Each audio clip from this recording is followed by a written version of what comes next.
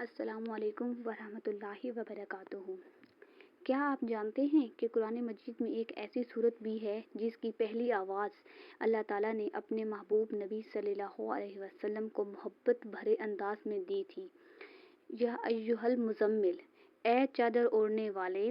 لیکن آخر اللہ تعالیٰ نے اپنے نبی صلی اللہ علیہ وسلم کو اس نام سے کیوں پکارا؟ اس خطاب کے پیچھے کیا راز ہے اور یہ صورت آج ہماری زندگی کو کیسے بدل سکتی ہے؟ آج کی اس ویڈیو میں ہم جانیں گے سورۃ المزمل کا شان نزول، اس کا آسان اردو ترجمہ، اہم تفسیر، اس صورت کی حیرت انگیز پیغامات اور وہ سبق جو ہر مسلمان کی زندگی بدل سکتا ہے۔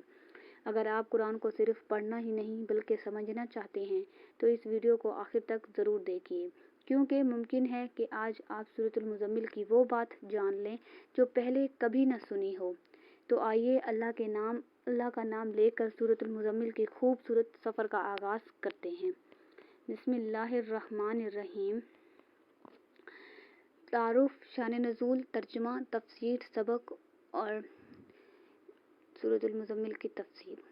الحمدللہ رب العالمین والصلاۃ والسلام علی الرسول الکریم۔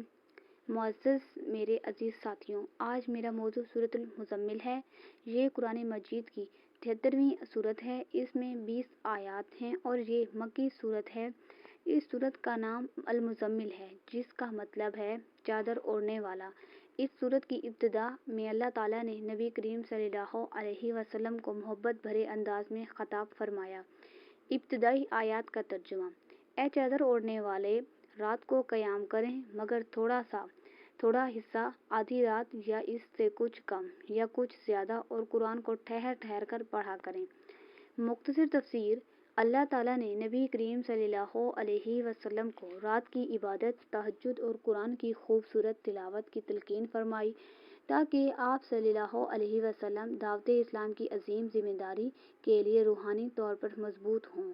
بعد میں یہی تعلیم امت کے لیے بھی ایک بہترین نمونہ بن گئی۔